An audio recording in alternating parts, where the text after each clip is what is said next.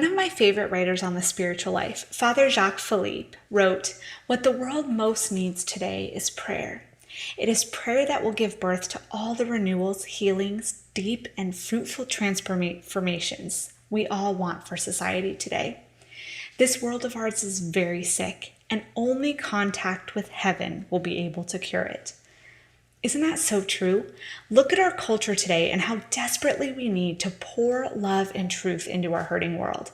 We simply can't do that without prayer. Also, any great transformation that we wish to see in ourselves thrives on the commitment and strength of our prayers.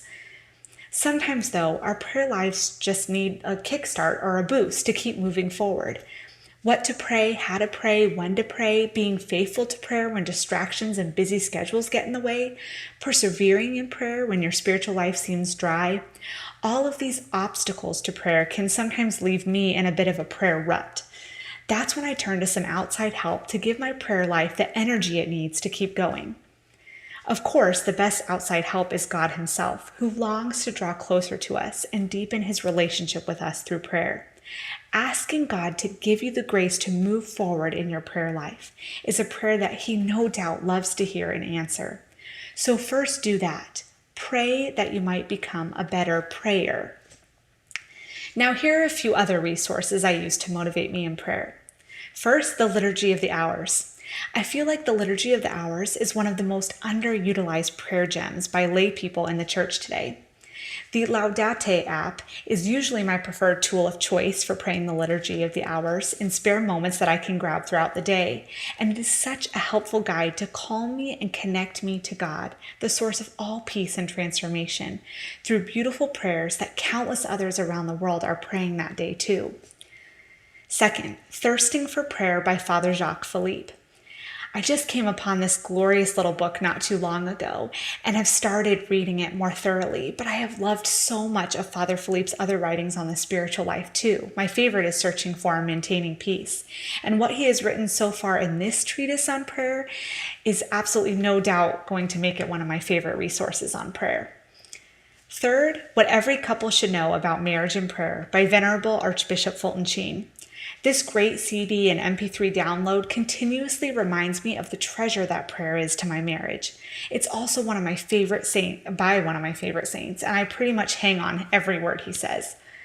Fourth, Pray More Novenas. Chances are you already know about this great ministry that delivers novena prayer straight to your email inbox. It's easy, it's free, and most importantly, novenas are such a fantastic practice in enhancing your prayer life by capitalizing on the beautiful devotions and saintly intercessors that can help us grow in our spiritual lives.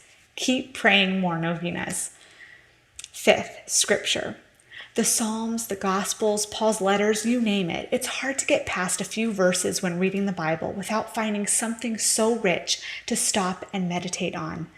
Yet we often completely forget to make the Bible a part of our regular prayer routine. I like to have the EWTN app on my phone to use the Bible feature when I'm on the go or not near my printed Bible. Finally, chapter 4 in my book, Head and Heart, on prioritizing prayer.